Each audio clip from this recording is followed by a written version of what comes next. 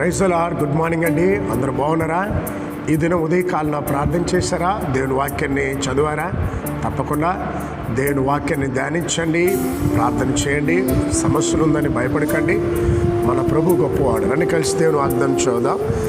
సామెతలు 14వ అధ్యాయము 31వ వచనం. పేదలను కనికరించువాడు ఆయన ఘనపరచువాడు. పేదల పట్ల ఎవరైతే కనికరాన్ని జాలిని చూపిస్తారో అది దేవుని ఘనపరచినట్టు. ఒకవేళ మీ పరిధిలో ఎవరన్నా ఆకలితో ఉన్నా మీరు ఒక ముద్ద అన్నం పెట్టారనుకోండి, అది ఏసైకి పెట్టినట్టు. ఒకవేళ మీరు వెళ్తున్నప్పుడు ఎక్కడన్నా బజార్లో కానీ ట్రైన్లో కానీ ఎవరైనా చలికి వణుకుతుంటే ఏదైనా ఒక మీరు బెడ్షీట్ ఒకటి తీర్చారనుకోండి, అది మీరు ఏసైకి ఇచ్చినట్టు. అంటే మన భేదాలకి ఏమి ఇచ్చాం అది దేవునికి ఇచ్చాం. కనుక మన గురించి ఆలోచించకూడదు, మన పిల్లల గురించి ఆలోచించకూడదు, మన కుటుంబం గురించి ఆలోచించకూడదు. మన చుట్టుపక్కల ఎవరైనా పేదవారు ఉంటే వాళ్ళ గురించి ఆలోచించి, ఈ విషయంలో ఎవరైతే భారం కలిగి ఉంటారో, ఎవరైతే పేదవాళ్ళని కనికరిస్తారో, నా దేవుడు నిన్ను, నీ పిల్లల్ని నా దేవుడు కనికరిస్తాడు. ఒకవేళ నీకు తెలియకుండా అపాయం రావచ్చు, సాతానుడు ఒక యాక్సిడెంట్ చేయొచ్చు.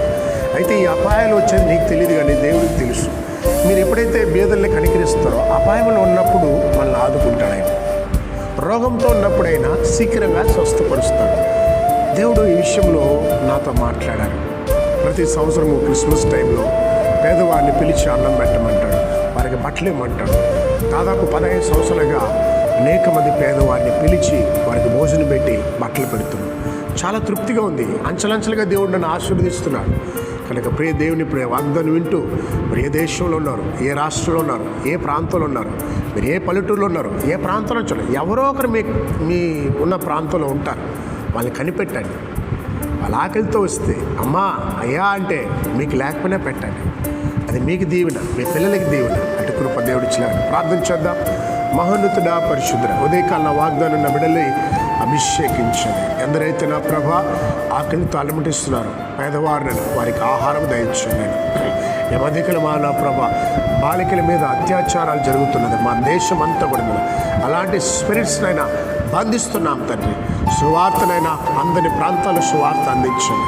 దేశంలో నా ప్రభ ఎలుబడి చేస్తున్న నాయకులకు మీరు తోడుగున్న నా ప్రభ. మా దేశంలో ఎక్కడ కూడా మత కలహాలు రాకుండా కాపాడు, శాంతియుత వాతావరణం దయచండి. అయా ప్రభా, ఈ వాగ్దానం వింటూ కుటుంబాల్లో కలహాలతో ఉన్న వారికి ఇప్పుడే సమాధానం, నెమ్మది వచ్చిన గాక నా ప్రభా. ఇప్పుడు దిగులుతోనైనా చనిపోదామని సిద్ధపడినా ఇప్పుడే ఆ బిడ్డలనైనా ఎప్పుడే తాకండైనా వారి మనసు మార్చేసా, నేనున్నాను అని భయపడదని ధైర్యం చేయండి. ఉదయకాలంలో ప్రతి రోగిని ముట్టండి, ప్రతి ఒక్క బిడ్డలను బాగు చేయండి ప్రభా. యేసు నామములో ప్రార్థిస్తున్నాం తండ్రి, ఆమేన్.